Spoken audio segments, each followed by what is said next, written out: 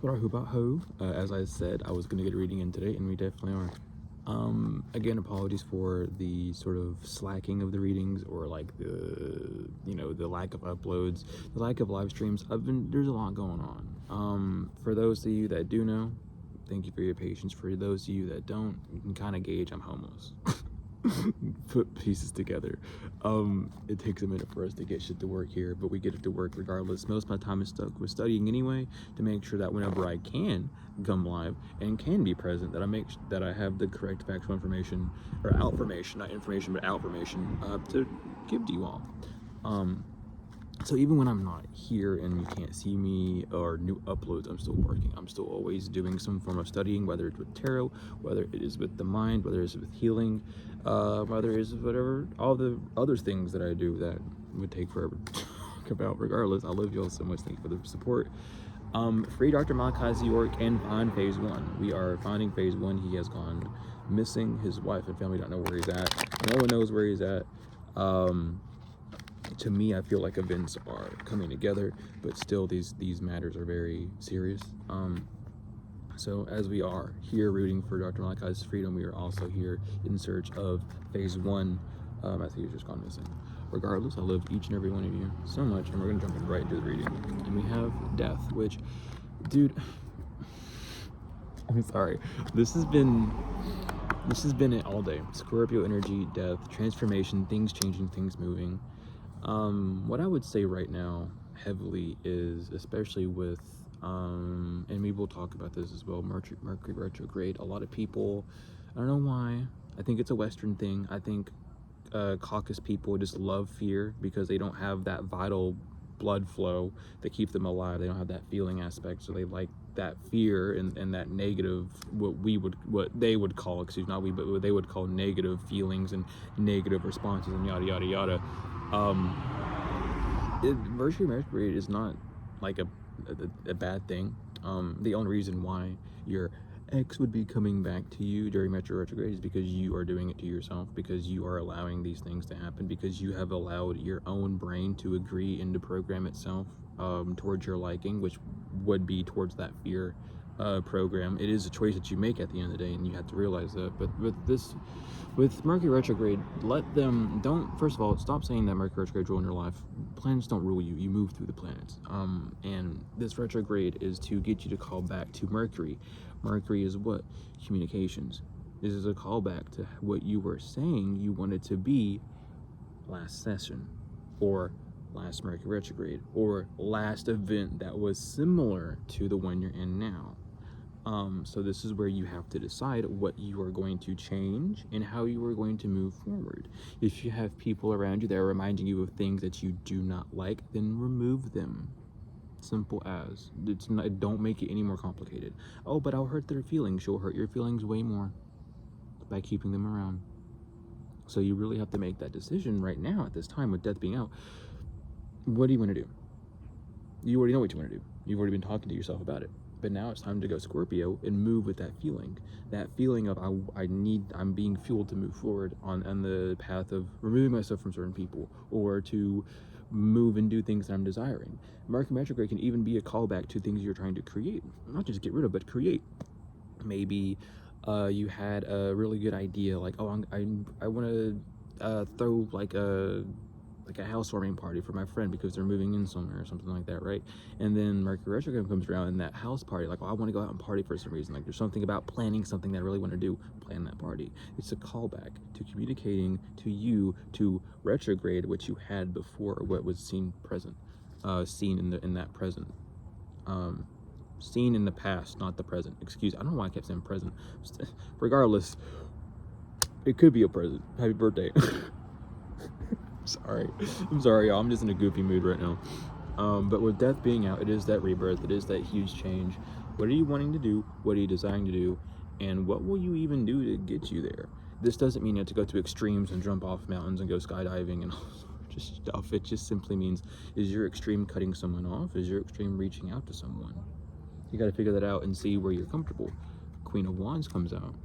This is beautiful to see like this, because with the Queen of Wands coming out, this is your Aries flame for the wand, and your wands are an idea. An idea has just begun. to enter you. And queens are also all together. The queen with the Queen of Wands is the Ace of Wands. Not the Ace of Wands, excuse me. It's just 2, 3, and 4 of Wands is for the queen. All those together. So with the Queen of Wands, you are in this energy of doing multiple things at once. You are moving with the wands, the 2 of Wands, where you are seeing that you have a wand behind you, the divine's permission. The divine's granting to letting you do things that you have your life source. And then the wands you hold, your passions with the globe in your hand, what you're going to do on earth or how you're going to move it. Your 3 of Wands, which is scanning out into the vast waters and seeing what is coming in on these ships or what's being brought to you on the water. And then the 4 of Wands coming together. So with this Queen of Wands energy, there's these things happening where you could just be feeling overwhelmed because you know where you want to do, and you're starting to see where people are draining you or allowing you to expand in what you like, what you don't like again. And you're in this energy of coming together. So allow yourself to break it down in that sort of sense if you need to. If you are in a period where your mind is just rambling about people and it's just people, this person, this person, that I feel this way, I feel that way, you're in the 3 of Wands, and you need to see what's bringing towards you so you can go either on that cargo ship or warn someone of that cargo ship to tell it to go away, wrong dock, you don't need to be here, right? If you're in this energy of I'm finally getting things together, I'm getting tactile, this is how you know you're in the 4, you're getting tactile. And that's kind of confusing to say with the wands, but you're starting to write things out, blueprint, if you will. The idea is becoming physical, and you are engaging with it from the spiritual sense internal and engaging with it by allowing it to move you somewhere external. You're using that fuel and you're in that sense. The 2 of Wands, this could just simply mean you're sitting there and you're in contemplation. You aren't really feeling anything, but you're just like, I don't like this, I don't like that. No thought, no feelings, just pure thought. But anyway, this is what's being nurtured at this time, and this is what's signifying or creating, allowing this change to take place. It's not bad, and who knows, it might not be good either. But at the end of the day, it is what you are going through, and it is this test to see, do you desire what you really want, or are you still allowing small fears or certain things to keep you from getting to that next level? It's going to be scary. No one said it wasn't not going to be.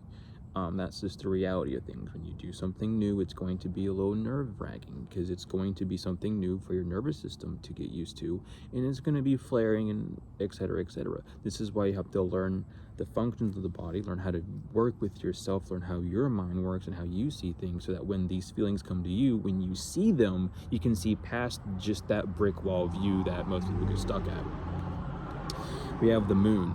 This is a very interesting reading with the moon out here. Obviously, it's represented by the moon, the subconscious mind. This is a lot of things that you might have just been planning.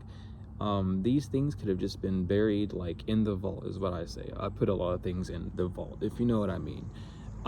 We all have that sort of chamber in our head. I don't know what, I don't remember what the part of the brain is actually called. Someone does. I will look it up after the video. But there's that part of the back of the brain that keeps memory whenever the frontals are loaded, and that's like the vault. Some of you might have just had ideas that were in the vault, just things that you had, but you just like pushed to the side because you were too busy. These things are coming back up to get life. Notice the scorpion here. That is showing that rebirth. Coming from the waters, emerging from those waters, the 2 dogs being there with the eclipsed moon, not being blinded by an eluded light, but seeing the illusion while also seeing what's causing that illusion as well. That's the state that you're needing to be in, is even though your mind's barking and you're in this rebirth area, energy, however you want to say, same difference. You aren't being blinded fully. You're half blinded and half seeing. But you need to combine the 2 to create the full image rather than just seeing the 2 aspects on their own. And 3 of Swords comes here. So mainly the thing is with the thoughts, and the thoughts would be those dogs. It's not the fact that you don't want this rebirth, this resurgence, this creation. It is that you have certain thoughts that are holding you back. It is just, these small things. I don't know if I can do this, I don't know about that, I can't do this, I can't do that. All these things that maybe it might be like a physical restriction that you are keeping in mind because it's something that you can't do due to physical, mental, emotional restraints that, actual. But you have to not necessarily look past it, but know that there will be people on your path to help you with those things, whether directly, involuntarily, however. But you also need to know that those things aren't blockages. Those are more of badges of honor when you begin to move forward in those steps. Yeah, they had this and that, but they still did these, showing other people that no matter what you have or what you're going through, you're still going to be an unstoppable force. Or allowing yourself to take breaks, not overworking yourself,